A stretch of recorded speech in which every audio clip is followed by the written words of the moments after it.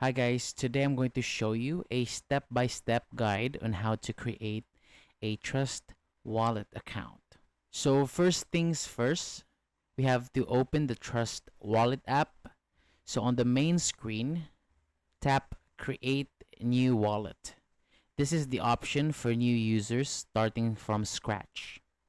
Second, set your passcode.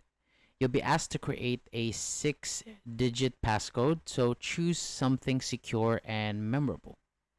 Next is you'll see an option to secure your wallet because Trust Wallet will give you like a 12-word recovery phrase. This phrase is the only way to restore your wallet if you lost access to your device. But you can skip this step for now, but make sure to back it up later in a safe place. And then enable notifications. So this helps you stay updated on the market and receive important alerts about your wallet activity. And finally, your wallet is ready. You can now explore the app, add tokens, and use crypto whenever you're ready. That's it. Simple and secure. Thanks for watching and welcome to Trust Wallet.